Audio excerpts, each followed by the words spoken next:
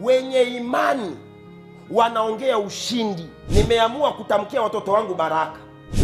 Nimeamua kujitamkia baraka. Nimeamua kumtamkia mke wangu baraka. Nimeamua kutamkia washiriki baraka. Chochote unachokisema ndicho utakachokiona. Ukisema utajiri, utaona utajiri. Ukisema umasikini, utaona umasikini. Ukisema uponyaji, utaona uponyaji.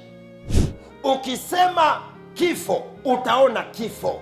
Kwenye kinywa hicho hicho unaweza ukajilaani, unaweza ukajibariki. Na somo hili lina kichwa kinachosema nguvu ya maneno ya kinywa chako. Nguvu ya maneno ya kinywa chako. Waswahili wanasema mdomo unaumba. Mdomo unaumba. Na watu wengi tunaongea. Unajua tunaongea ya maana, tunaongea sio ya maana. Tunaongea ya maendeleo, tunaongea yasiyokuwa na maendeleo. Na kwa sababu mdomo haulipiwi vocha wala hauna bando, kila mtu anaweza kuongea awezavyo kuongea. Na dunia hii huwezi kuzuia mtu kukusema. Yaani katika dunia hii huwezi kuzuia mtu kukuongea. Kila mtu ana uhuru wa kuongea. Mwingine ataongea hadharani, mwingine ataongelea chumbani kwake, mwingine ataenda kuongea wakati anaoga huko anakusema. Kuna mwingine wakati anachimba viazi anakusema. Na usijisikie vibaya kusemwa. Na ukiona mtu anakusema vibaya, tambua ya kwamba umemzidi mambo mengi. Kwa hiyo usijisikie vibaya kusemwa. Sasa leo nataka tujifunze kidogo maneno tunayoyaongea. Hebu sikiliza. Maneno yako yanaweza kuleta majibu ya maombi yako. Maneno yako, maneno unayoyaongea yanaweza kuleta majibu ya maombi yako. Kuna vitu vingine havihitaji uombewe, vingine vinahitaji uongee, utamke, unajitamkia, unaongea, unajitamkia. Hebu tuangalie stori hii kwenye kitabu cha Marko sura ya 5. Marko sura ya 5. Na tutasoma kuanzia mstari wa 25 mpaka mstari wa 28. Marko sura ya 5. Tutasoma mstari wa 25 mpaka mstari wa 29. Nilisema mwanzo 28. Biblia inasema hivi: na mwanamke mmoja mwenye kutoka damu muda wa miaka 12 na kuteswa mengi kwa mikono ya matabibu wengi, amegharimiwa vitu vyote alivyo navyo, kusimfae hata kidogo, bali hali yake ilizidi kuwa mbaya. Aliposikia habari za Yesu, alipita katika mkutano kwa nyuma, akaligusa vazi lake. Mstari wa 28. Maana alisema. Hebu sema maana alisema. Hebu rudia tena, maana alisema. Hebu sikia, Biblia inasema maana alisema, nikiyagusa mavazi yake tu nitapona. Hebu sikia. Leo nataka Mungu akusaidie uelewe jambo hili. Huyu mama alikuwa anatokwa na damu miaka 12. Anateseka na matatizo kwa miaka 12. Naomba nikuulize swali. We, matatizo ulionayo yamekutesa kwa muda gani? Changamoto unazozipitia leo umekuwa nazo kwa muda gani? Maumivu ulionayo leo yamekaa kwako kwa muda gani? Huyu mama anateseka miaka 12. Unajua sio umri mdogo, sio muda mfupi. Miaka 12 anatokwa na damu. Wamama mtafahamu Magoti anaongea kitu gani. Hebu ifike tu mahali utokwe na damu siku 10. Kitu gani kitatokea kwako? Utokwe na damu, ile damu ambayo akina mama waga inawatoka mwezi mzima. Si utatafuta madaktari wote.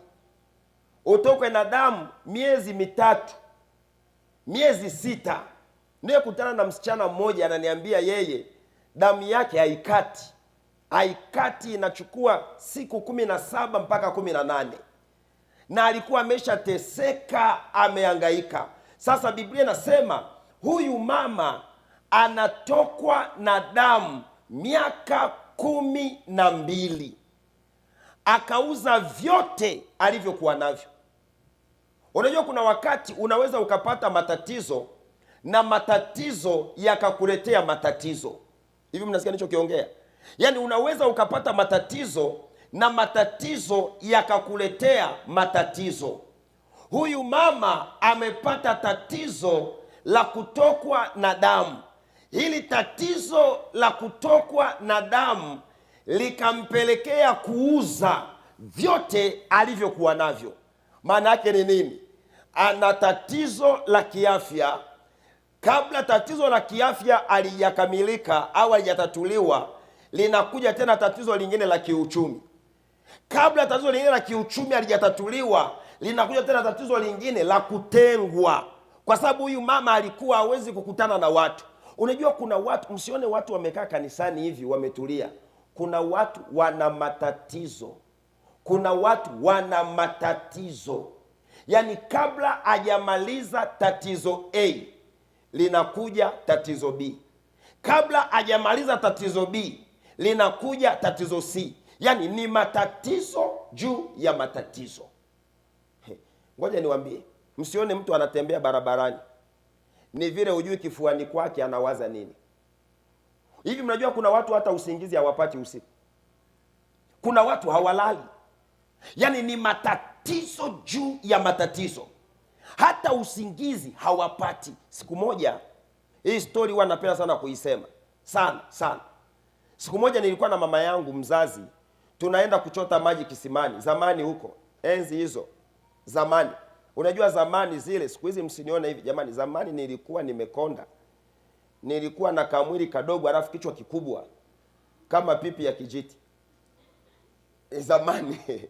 Sasa niko na mama yangu tunaenda kuchota maji kisimani. Wakati tunatembea na mama tumeshika ndoo zetu za maji, mbele yetu kukawa kuna mama mmoja anatembea alafu anaongea mwenyewe, anarusha mikono hivi anaongea. Sasa mimi kwa akili yangu ile ya shule ya msingi nikamwambia mama, unamwona huyu aliyeko mbele yetu? Mama akaniambia ona anavyoongea mwenyewe. Huyu atakuwa amelewa huyu amelewa huyu. Kama hajalewa ana matatizo ya akili. Mama yangu akaguna. Nikamwambia mama, mbona umeguna? Akanambia mwanangu, ukiona mtu anatembea barabarani anaongea mwenyewe, si ya kwamba wote wamekunywa pombe. Sio ya kwamba wote wana matatizo ya akili. Kuna wengine wana matatizo yamejaa kifuani. Yaani kifua kimejaa, hana mahali pa kwenda kuyapeleka. Hana mtu wa kumsimulia. Ndiyo maana anafika wakati anajiongelea mwenyewe. Mwisho mamangu akahitimisha hivi, akaniambia mwanangu, kuwa uyaone. Ngoja niwaambie, nilipokuwa hivi sasa, hata mimi kuna wakati ninaongea mwenyewe. Yaani kuna wakati tu unaanza kusema wewe unaongea mwenyewe. Yaani ni matatizo juu ya matatizo. Mimi ndio maana siku hizi nikiwa nahubiri kanisani, nikiona mtu analala kanisani, analala, sipende mumuamshi. Acheni alale. Kama umekaa jirani yake, chukua kitabu mpepee. Ngoja niwaambie kitu. Huwezi jua huyo mtu ametokea wapi. Kuna watu usiku hawapati usingizi. Kuna watu wana matatizo. Kuna watu wana shida. Mnajua shida? Kuna watu jamani wanapita kwenye maumivu. Acheni kabisa. Hacha kabisa. Sisi ambao tunazunguka zunguka huku na huku tunaonana na mengi. Yaani kuna mtu anaweza akaja kanisani amevaa suti kabisa, suti ya kijivu, ameweka na tai ya strip ya damu ya mzee, ameweka na shati ya light blue na viatu vyeusi, lakini matatizo alionayo akikusimulia utasema mbona hayaendani na suti ulionayo. Hivi mnaelewa ninachokiongea? Usione watu wanatembea barabarani. Kuna watu wana shida kwenye dunia hii. Kuna watu wana matatizo. Ndio maana siku hizi hata mimi nimeamua mahubiri yangu siku hizi ni mafupi sana. Watu wana madeni ya songesha. Watu wamekopa. Jamani, watu wana shida. Kama kuna rafiki yangu mchana wa leo nilimwambia nikutumia na kwenye simu, akasema thubutu yako. Usiniingizie kwenye simu yangu, nakupa namba. Nikamwambia kwani siweke kwako? Nina deni la songesha limekaa siku 17 na sina mpango wa kulilipa. Ngoja niwaambie watu wana shida. Sasa huyu mwanamke naye pia alikuwa na shida. Alikuwa na shida. Shida yake ni ya kutokwa na damu. Shida yake nyingine, ameuza vitu vyote. Yaani ni matatizo juu ya matatizo. Kuna mtu yuko hapa, unaweza ukakuta ana shida ya ndoa. Kabla hajamaliza shida ya ndoa, inakuja mtoto amekataa shule. Kabla hajamaliza ya mtoto kataa shule, mara ofisini amefukuzwa kazi. Kabla ya ofisini hajaimaliza, mwenye nyumba anataka kodi ya nyumba. Kabla mwenye nyumba hajamaliza, simu inatoka kijijini, mama yake ni mgonjwa. Yaani ni matatizo juu ya matatizo. Hebu sikiliza. Huyu mama anatokwa na damu miaka 12. Biblia inasema hivi, aliposikia Yesu anapita. Aliposikia Yesu anapita, Biblia inasemaje? Huyu mama akasema moyoni mwake, akasema moyoni mwake ya kwamba nikiligusa vazi lake tu ninapona. Akasema, akajitamkia ya kwamba hata kama nina matatizo makubwa kiasi gani, ila huyu Yesu niliyemsikia, nikigusa vazi lake tu ninapona. Hebu sikia. Na Biblia inasemaje? Alipoligusa lile vazi, mara chemchemi ya damu ikakatika. Mnanielewa vizuri? Kabla, hebu sikiliza vizuri. Kabla huyu mama hajapona damu, alipona akili. Kuna mtu amenielewa? Kabla huyu mama hajapona tatizo la kimwili, alipona kwanza tatizo la kiakili. Akajitamkia ya kwamba nikigusa vazi lake ninapona. Maana yake ni nini? Alipona kabla hajapona. Kuna mtu ananielewa? Alipona kabla hajapona. Alijitamkia ya kwamba nikigusa vazi lake ninapona. Naomba nikuulize swali, unajitamkia nini leo? Je, unajitamkia nini leo? Kwa hiyo shida ulionayo, je, unajitamkia nini? Nataka niongee na mtu ambaye amekaa nyumbani kwake sasa hivi, ananitazama kwenye television. Je, ni shida ipi unayopitia? Natamani uanze kujitamkia. Huyu mama anajitamkia ya kwamba nikigusa tu vazi lake ninapona. Hebu sikia. Uponyaji mwingine unahitaji maneno ya kinywa chako. Uponyaji mwingine unahitaji maneno ya kinywa chako. Hasa kuna mtu hapa kila siku anasema tu Magoti mimi, jamani mimi, miguu hii itaniua, miguu itaniua. Utakufa. Kuna mtu hapa jamani Magoti mimi, jamani haya matoto yangu haya yananitesa. Yatakutesa. Jifunze kutamka maneno chanya. Hebu sikia, huyu mama alipotamka, nguvu ya Mungu ilishuka na huyu mama akapona. Nimekwambia maneno yako yana nguvu ya kuleta majibu ya maombi yako. Maneno yako yana nguvu ya kuleta majibu ya maombi yako. Naomba niongee na watu ambao mnaenda kufanya interview. Usiwaze interview, jitamkie ya kwamba nikiingia kwenye interview mimi ndio nitashinda. Naomba niongee na wanafunzi ambao wanaenda kufanya mtihani. Usianze kuwaza mtihani, jitamkie ya kwamba nikikanyaga tu kwenye pepa, nikipewa tu mtihani, nimeshapata A. Yaani anza kutamka ushindi kabla haujashinda. Anza kutamka baraka kabla haujapata baraka. Anza kujiongelea, anza kutamka. Huyu mama kabla hajapona alianza kutamka kupona. Anza kujitamkia. Naomba niongee na msichana mmoja hapa. Anza kujitamkia ya kwamba mwaka huu ninaolewa. Hata kama umepigwa vibuti 6. Jitamkie ya kwamba mwaka huu yeyote atakayenifuata hata niacha, tutafunga naye ndoa. Jitamkie. Ngoja niwaambie leo, imani ni maneno na matendo. Kama kuna mtu anaandika, andika. Imani ni maneno unayoyaongea na matendo ya kile ulichokiongea. Anza kutamka.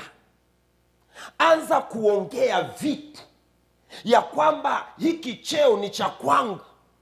Hiki cheo ni cha kwangu. Hii biashara ni ya kwangu. Huu mradi, this is my project. Huu mradi ni wa kwangu. Anza kujitamkia. Anza kujitamkia. Hebu sikiliza. Nimekwambia jambo la kwanza, maneno yana nguvu ya kuleta majibu ya maombi yako. Jambo la pili, maneno yana nguvu ya kuleta nguvu za Mungu kwenye maisha yako. Maneno yana nguvu ya kuleta nguvu za Mungu kwenye maisha yako. Kitabu cha Danieli. Danieli sura ya 10. Danieli sura ya 10 na ule mstari wa 12. Danieli sura ya 10 na ule mstari wa 12. Biblia inasemaje? Ndipo akaniambia, usiogope Danieli, kwa maana tangu siku ile ya kwanza ulipotia moyo wako ufahamu na kunyenyekeza mbele za Mungu wako, maneno yako yalisikiwa. Hebu sema maneno yako yalisikiwa. Hebu sema maneno yako yalisikiwa. Biblia inasema nami nimekuja kwa ajili ya maneno yako. Hebu sema nami nimekuja kwa ajili ya maneno yako. Kinachomleta Yesu kwa Danieli sio maombi yake, ni maneno yake. Naomba nielewe vizuri. Kinacholeta nguvu za Mungu za kumsaidia Danieli sio maombi yake, ni maneno. Biblia inasema nami nimekuja kwa sababu ya maneno. Maneno unayoyaongea. Naomba niongee na vijana hapa. Nimekutana na vijana wanaongea vitu vya ajabu ajabu sana. Kuwa makini na maneno. Maneno unayoyaongea yanaweza kuleta baraka kwenye maisha yako. Maneno unayoyaongea yanaweza kufukuza baraka kwenye maisha yako. Maneno unayoyaongea yanaweza kuleta uponyaji kwenye mwili wako. Maneno yako yanaweza kuleta amani kwenye ndoa yako. Maneno yako yanaweza kuleta wateja kwenye biashara yako. Chochote unachokiongea ndicho utakachokipata. Jamani, Bwana asifiwe. Jamani, Bwana asifiwe. Hebu tuangalie kitabu cha Mwanzo. Mwanzo sura ya kwanza. Mwanzo sura ya kwanza. Haya, kama umefika hapo sema amen. Kama umefika sema amina. Yaani hata Mwanzo mmoja hujafika. Haya, sasa sikiliza. Mmefika Mwanzo sura ya 1 mstari wa 3. Mungu akasema. Umenielewa? Mungu akasema. Hebu sema Mungu akasema. Mstari wa 6. Mungu akasema. Sema Mungu akasema. Mstari wa 9. Mungu akasema. Sema Mungu akasema. Mstari wa 11. Mungu akasema. Na wewe rudia. Mstari wa 14. Mungu akasema. Mstari wa 20. Mungu akasema. Mstari wa 24. Mungu akasema. Mstari wa 26. Mungu akasema. Mstari wa 29. Mungu akasema.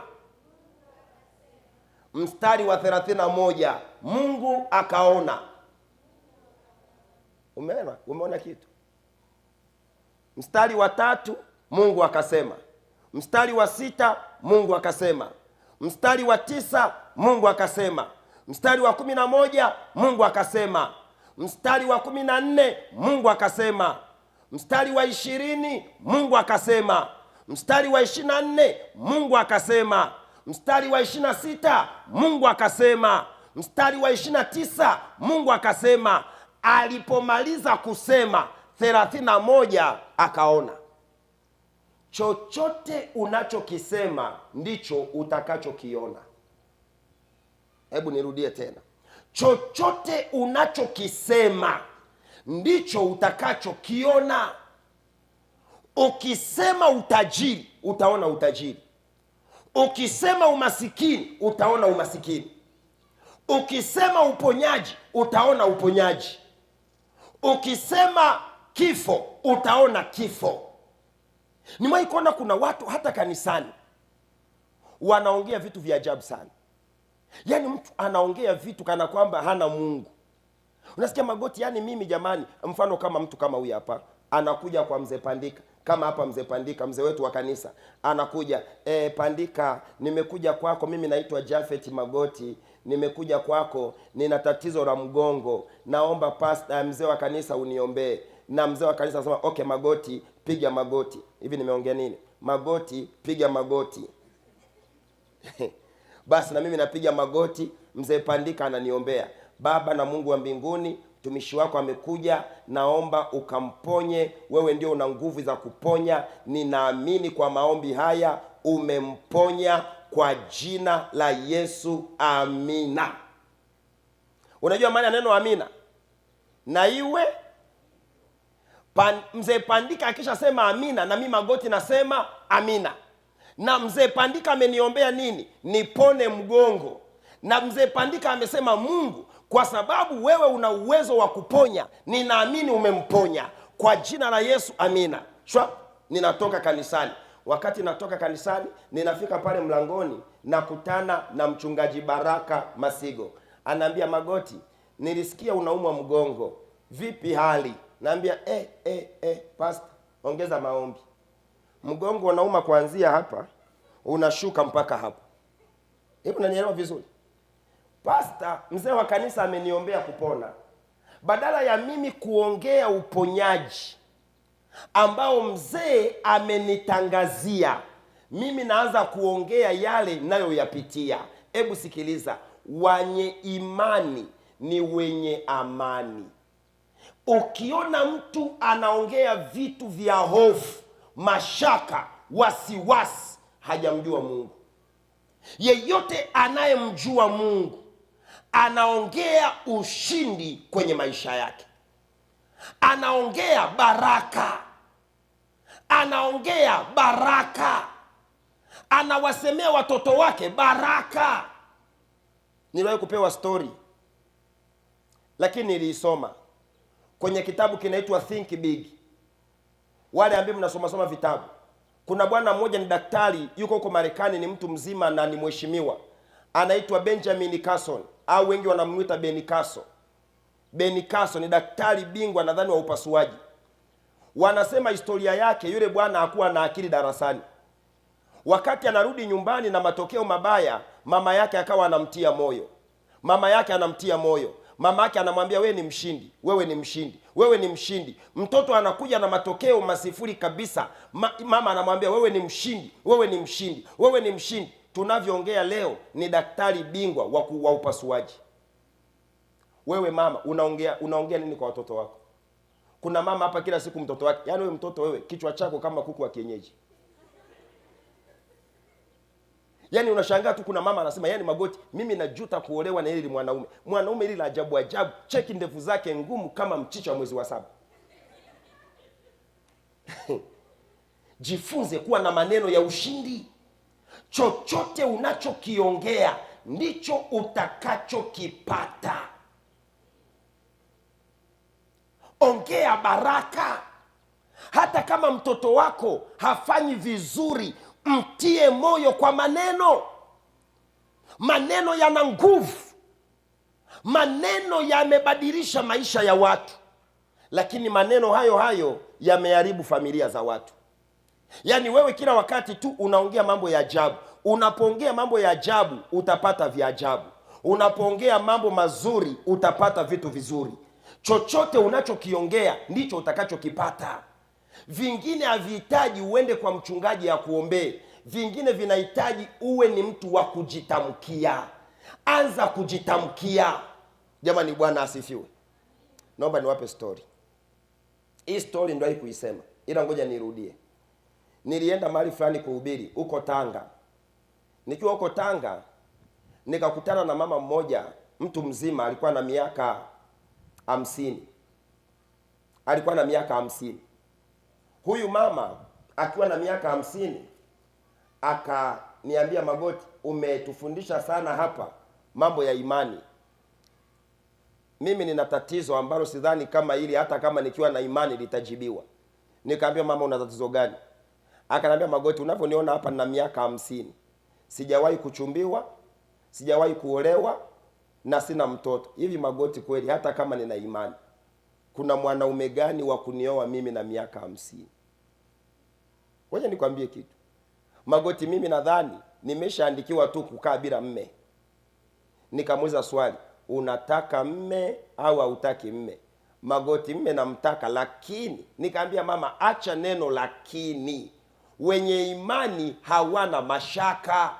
Biblia inasemaje? Ukisha kuwa na imani, ukiuambia mlima, jamani, Bwana asifiwe, ukiuambia mlima ung'ooka, na usione shaka moyoni mwako, ule mlima utatoka. Yaani ukisha kuwa na imani, na mimi natamani watu wa Mungu tuwe na imani. Imani ya kutamka, imani ya kujitamkia, imani ya kujitamkia. Jitamkie ya kwamba Mungu wangu hataniacha. Ayubu akiwa katika shida, mali zake zimeenda, ni mgonjwa, afya yake imeharibika, ngozi imeharibika, Ayubu alijitamkia, najua neno moja, mtetezi wangu bado yuko hai. Lazima ujifunze kujitamkia. Hata kama daktari amekupima, anakwambia huu ugonjwa huu ninavyouona huu hauna dawa, mwambie hauna dawa kwako, kwa Mungu wangu kuna dawa. Jitamkie. Jifunze kujitamkia baraka. Jifunze kuongea vitu ambavyo vinamtukuza Mungu wako kila wakati. Siku moja Mfalme Nebukadneza aliweka tanuru la moto, akasema watu wote wasujudu sanamu. Shadrach, Meshach na Abednego walitamka maneno ya ushindi, wakasema sisi hatuko tayari kusujudu. Yale maneno walioyatamka yalifanya nguvu ya Mungu ishuke kuwaokoa katikati ya moto. Ngoja nikwambie, kuna vitu vingine vinahitaji ujitamkie. Kuna vitu vingine vinahitaji utamke, na vingine jifunze kukataa kwa maneno yako. Biblia inasemaje? Kitabu kile cha Waebrania sura ya 11. Waebrania sura ya 11. Waebrania sura ya 11 na ule mstari wa 24. Maandiko yanasemaje? Kwa imani Musa alipokuwa mtu mzima akakataa kuitwa mwana wa binti Farao. Sema akakataa. Sema akakataa. Kuna vingine vikatae kwa kinywa chako. Kataa. Kataa. Kataa magonjwa. Jitamkie ya kwamba mimi mambo ya kunyanyaswa nimekataa kuanzia leo. Anza kujitamkia. Kuna nguvu kwenye maneno. Kuna nguvu kwenye maneno. Ngoja niwaambie kitu. Nimewahi kuona kuna watu katika dunia hii. Nimeona kuna watu wanaongea vitu vya ajabu, vya ajabu, vya ajabu, mpaka nadhani huko malaika waga wanashangaa. Magoti, mimi nimesha feri form 4. Mimi basi nimesha kuwa wa hivi hivi. Nani amekwambia hayo? Nani amekwambia hayo? Magoti, mimi jamani, ningesomaga mimi. Ningesoma. Wewe acha hayo mambo. Jifunze kujitamkia. Haya, turudi kwenye story ya Tanga. Huyu mama akaniambia, Magoti, mimi na miaka 50. Hivi kweli na mimi nitakuja kuolewa? Nikamwambia hivi, mama, ukiwa na imani yote yanawezekana. Jamani, watu wa Mungu mlioko hapa, wenye imani yote yanawezekana. Jifunze kuwa na imani. Ukisha kuwa na imani yote yatawezekana. Nikamwambia, mama, kama Sara mke wa Ibrahimu alipata mtoto akiwa na miaka 90, kwa nini wewe usiolewe ukiwa na miaka 50? Nikamwambia, mama, anza kujitamkia. Anza kujitamkia ya kwamba nitaolewa, nitaolewa, nitaolewa, nitaolewa. Mimi ni mke wa mtu, iko siku nitaolewa. Mama akasema, Magoti, kwa maneno hayo naanza kujitamkia. Na mama akaanza, mimi ni mke wa mtu, kwa jina la Yesu nitaolewa. Siku moja nitaolewa, siku moja nitaolewa. Miezi 3 ikapita, akanipigia simu, Magoti, sijapata. Na mimi nikamwambia, je, bado una imani? Akasema, imani ipo baba. Nikamwambia, endelea kujitamkia. Ngoja niwaambie kitu. Naomba niongee na wale wasichana ambao mnasema, Magoti, sisi hatupati. Sikiliza, sio ya kwamba upati, hujajua kujitamkia. Yaani wewe umeshajitamkia ya kwamba Magoti, miaka yangu hii, jamani, mimi nimeshazalishwa hivi, nani wa kunioa? Acha kuongea vitu vya ajabu. Ongea vitu vyenye baraka mbele za Mungu wako. Ongea ushindi. Siku nyingine njoo kwa fundi mitambo. I say, bro, niangalie. Njoo kwa fundi mitambo kama huyu hapa. Mwambie fundi mitambo, nina miaka 42. Niwekee wimbo wanaoingilia maharusi nianze kumachi hapa kanisani.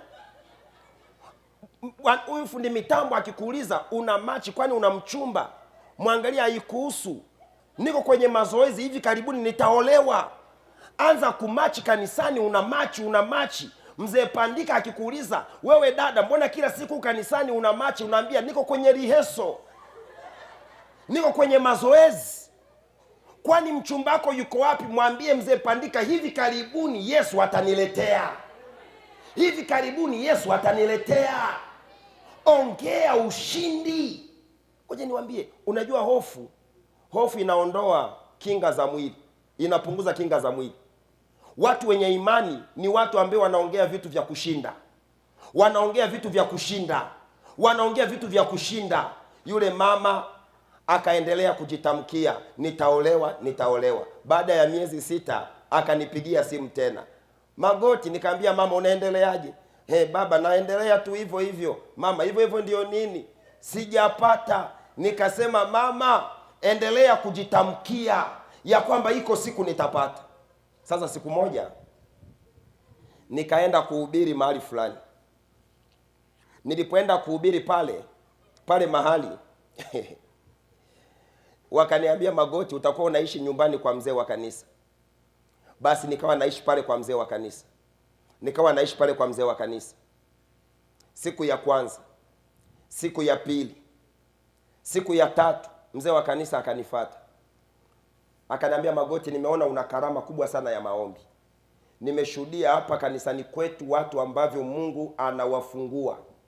Nina jambo limenitesa kwa miaka mingi, limeniusumbua kwa muda mrefu. Hakusema kwa miaka mingi, akasema kwa muda mrefu. Limenisumbua kwa muda mrefu. Nikamwambia, mzee, jambo gani? Akaniambia, unaona niko hapa mimi. Nilikuwa na mke wangu. Tumekaa naye kwenye ndoa miaka zaidi ya 17. Hatukufanikiwa kupata mtoto. Yule mama alifariki. Na mimi hapa nilipo nina miaka 57. Ninatamani kupata mke, lakini mwanamke ninayemtaka awe mtu mzima kama mimi. Sasa changamoto ni moja, nitapata wapi mwanamke mtu mzima ambaye hajaolewa? Kwa hiyo Magoti mwanangu, ninakuomba. Sasa anakuja na mambo yake. Ninakuomba baba, kesho kama hautajisikia vibaya, naomba tufunge, tufanye maombi. Mimi najua kwa nguvu ya maombi ulionayo, tukifunga na kuomba, nitapata. Magoti, funga kesho. Wakati anasema funga, mimi moyoni najisemea, hafungi mtu hapa, hafungi mtu hapa. Alipomaliza kunieleza yote, nikamwambia, mzee, Mungu alinileta hapa ili upate mke.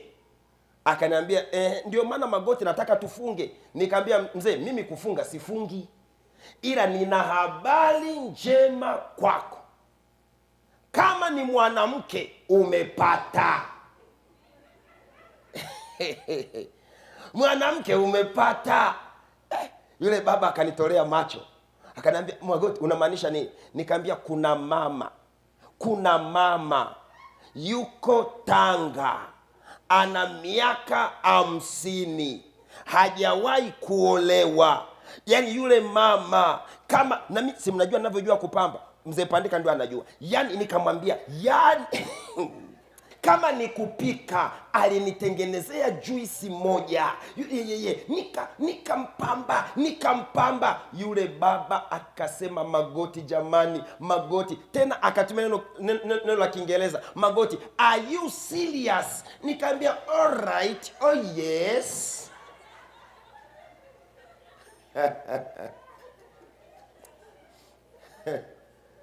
Hebu sikia. Akaniambia, naomba namba yake ya simu. Nikamwambia, mzee, tulia kidogo, nitakupa kesho ili nipate muda wa kumpanga yule mama.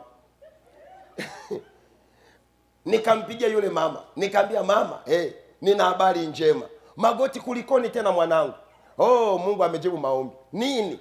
Kuna mwanaume ana miaka 57.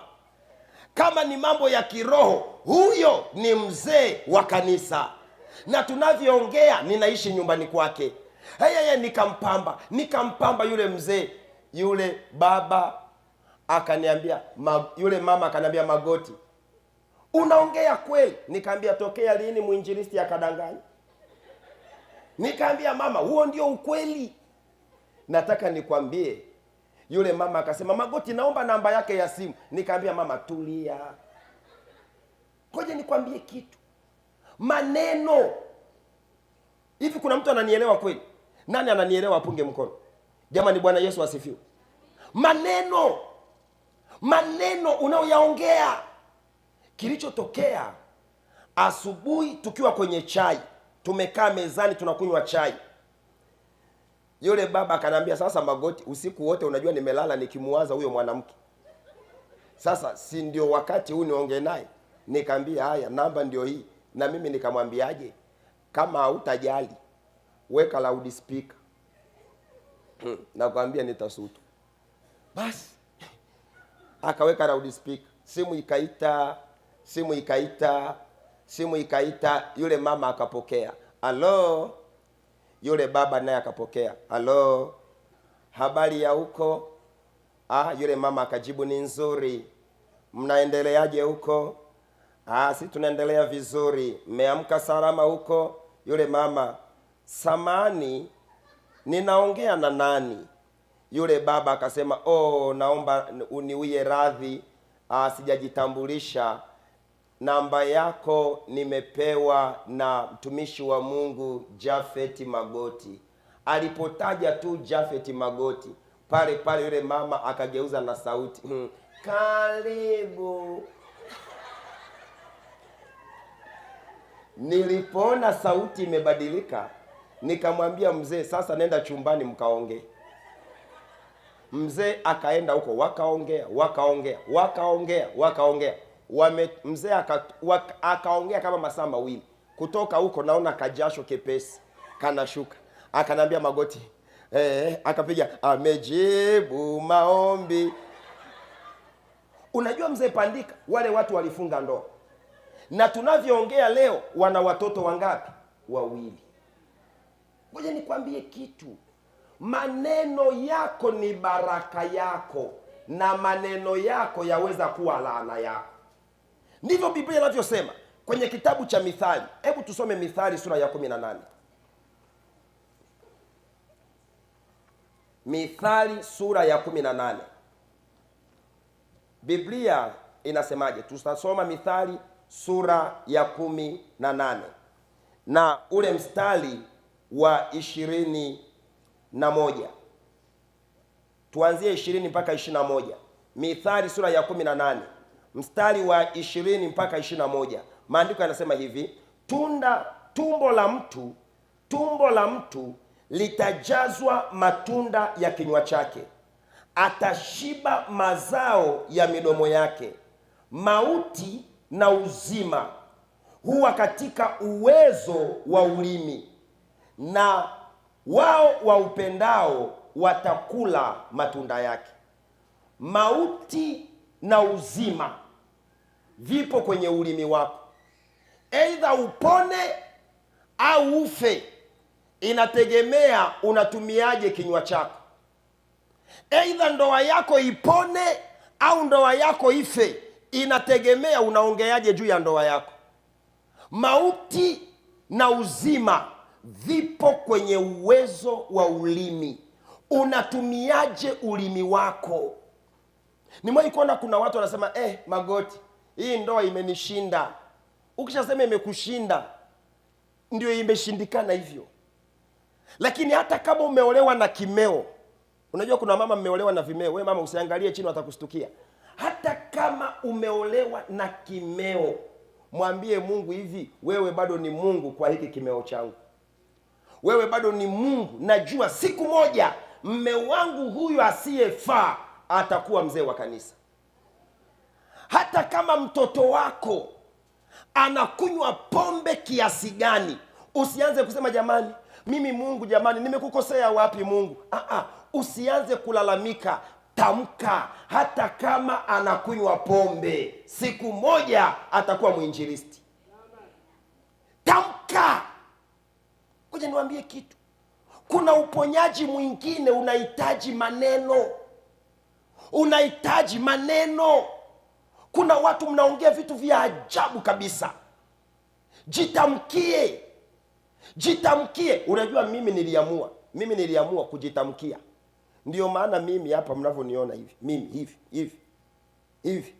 Mimi sinaga msongo stress. Mimi sinaga stress. Yaani mimi nikiwa na hela au sina hela, kwanza uweze ukajua. Hivi when you look at me now, lazima ukiwa kanisa kama hili lazima utumie na Kiingereza. All right, when you look at me, hapo unavyoniona hivi, hapa nina hela au sina hela?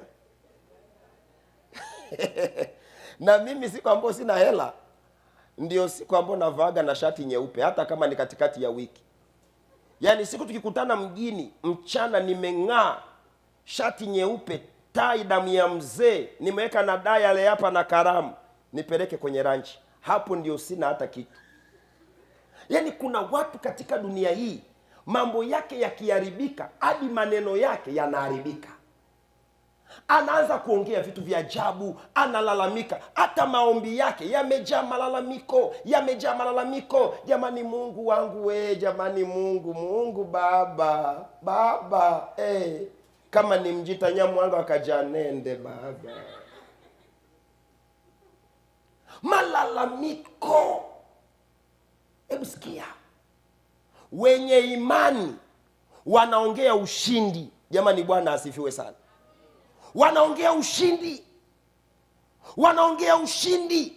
Niwape story ya rafiki yangu, tulisoma naye tulipomaliza mtihani wa form 4. Yule rafiki yetu alifeli, alipata division 4 ya mwisho. Alipopata division 4 ya mwisho, akatuambia hivi, Magoti, alikuwa ni rafiki yetu sana, Magoti, nyinyi mmefanikiwa, mmefaulu, mnaenda kidato cha 5. Ila nataka niwaambie, kwa Mungu ninaye muabudu, kufeli darasani sio kufeli maisha. Tutakutana mbele ya safari. Tutakutana mbele ya safari. Sikia, tunavyoongea leo, yule bwana ana nyumba 13.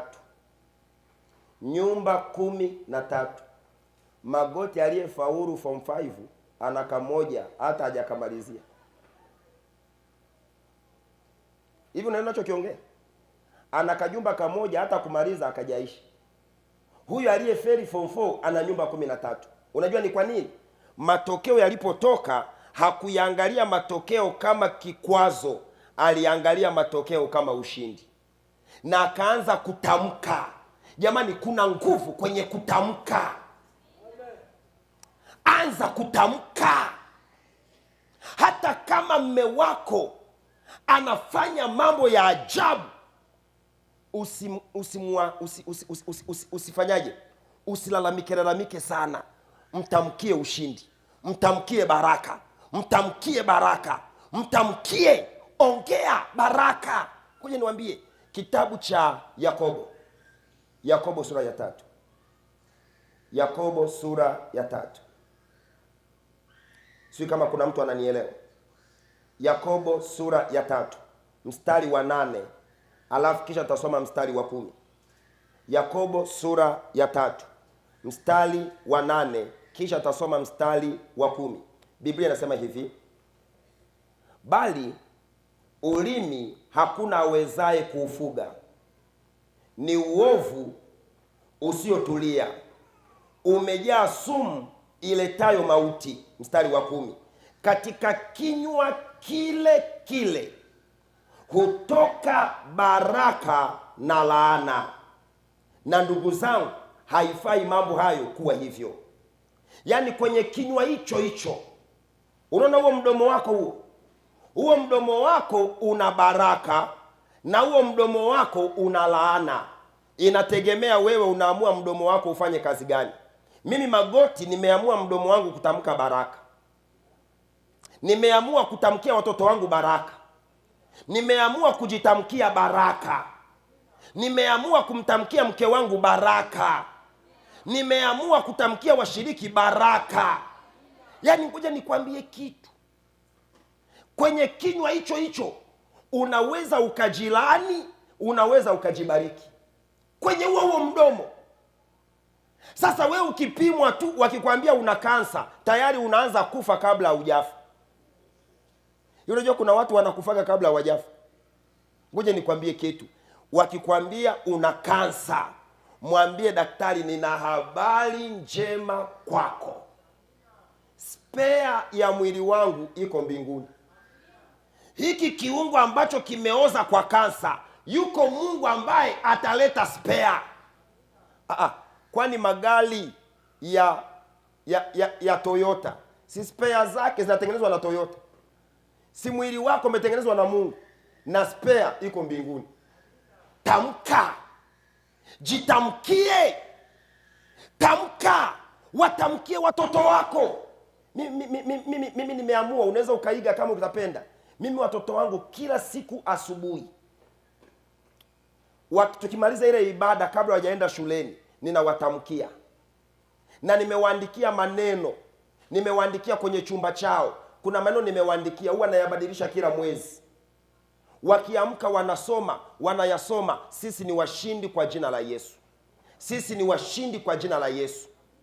Sisi ni number one. Sisi ni number one. Ndio maana mzee Pandika, vile vitoto vyangu, nimemwona hapo rafiki yangu anaitwa Kurwa Hosea, anavijua. Vitoto vyangu, katoto kangu ka kwanza kana miaka 7, kako darasa la 3. Katoto kangu ka pili kana miaka 5, kako darasa la kwanza. Na matokeo yao waga wanapataga 8. Unajua ni kwa nini? Huwa naviambia jitamkieni. Ngoja nikwambie, chochote unachokisema utakiona. Ngoja niwaambie, kuna vitu kataa. Ngoja nikwambie hivi, chochote utakachokikataa na chenyewe kitakukataa. Chochote utakachokikubali na chenyewe kitakukubali. Yaani ukikataa kitu fulani, mimi nimekikataa kwa imani, kitaondoka. Jamani, Bwana asifiwe. Kuna mtu hajanielewa. Maneno ni roho. Andika, maneno ni roho. Kitabu cha Yohana sura ya 6. Yohana sura ya 6. Na ule mstari wa 63. Yohana sura ya 6. Na ule mstari wa 63. Maandiko yanasema, roho ndiyo itiayo uzima, mwili haufai kitu. Maneno hayo niliyowaambia ni roho. Hebu sema, maneno hayo niliyowaambia ni roho, tena ni uzima. Maneno ni roho, na roho inaweza ikakaa popote. Unaamua hiyo roho kuipeleka wapi. Ndio maana mahali fulani Biblia inasema ya kwamba hulituma neno lake na kuwaponya wagonjwa. Ngoja nikwambie, ushakusikia kuna mtu anakuambia, Magoti, mimi na roho ya kiburi, nina roho ya uchoyo, mme wangu ana roho ya uzinzi, mme wangu ana roho ya ulevi. Kama roho inatengeneza tabia, basi na maneno ni roho inaweza kutengeneza tabia. Kwa hiyo unaamua kusema, kama maneno ni roho na ni uzima, anza kujitamkia maneno mazuri.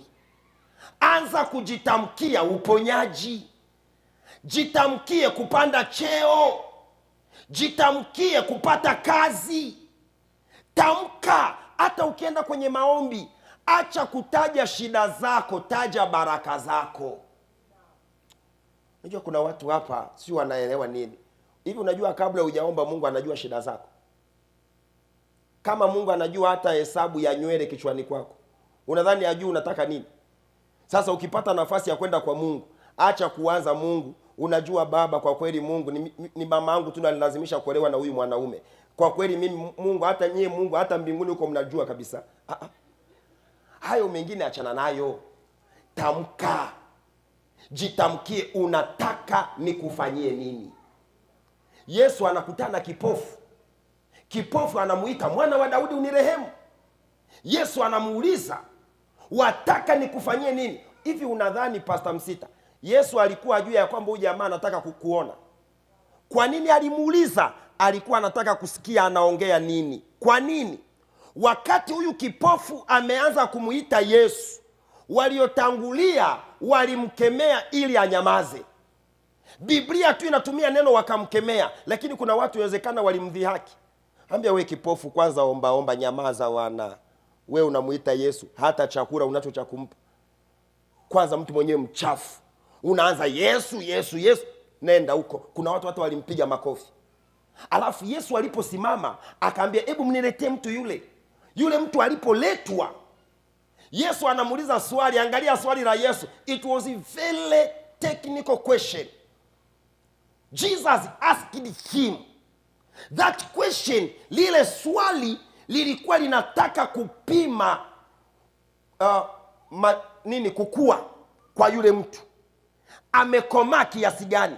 Yesu anamuuliza, unataka nikufanyie nini? Yule mtu alikuwa na majibu mengi sana. Angeweza kumwambia hivi, Yesu, jambo la kwanza, unatembea na watu wa ajabu sana.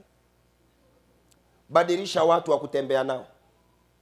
Nilipokuita kilichonipata Yesu. Jambo la pili, huyu unayemwona mwenye ndevu ndefu huyu amenichapa kofi. Yule bwana hakuangalia yote, alimwambia nataka nipate kuona. Pale pale Yesu akamwambia upewe kuona, imani yako imekuponya. Ngoja nikwambie, wenye imani hawaongei wanachopitia, wanaongea wanachokitarajia. Hawaongei shida zao, wanaongea baraka zao. Na mimi natamani watu wa Mungu mnaonifuatilia kwa njia ya mitandao, na wewe ambaye umekaa kwenye YouTube channel yako, wewe ambaye umekaa kwenye televisheni yako, naomba niongee na wewe masaa haya ya kwamba majibu ya maombi yako kwa mambo mengine yamejengwa na maneno unayoyaongea mbele za Bwana. Biblia inasema ulimi wa mwenye haki ni afya, bali ukorofi wa ulimi huvunja moyo. Yaani ukisha kuwa mwenye haki, na wote waliompokea Yesu wamepewa haki ya kufanyika kuwa watoto wa Mungu, lazima tuongee vitu vya kumtukuza Mungu wetu. Hata katikati ya shida, ongea ushindi wa Mungu wako. Hata katikati ya dhoruba, ongea ushindi wa Mungu wako. Hata katikati ya kuchekwa, ongea ushindi wa Mungu wako. Hata kama watu wote watakudharau, waambie ya kwamba nina Mungu anayenipenda. Hata kama watu wote wataona hufai, waambie ya kwamba Kristo alikufa kwa ajili yangu. Yaani ifike mahali tuwe na maneno ya kumtukuza Mungu. Mungu atubariki sana.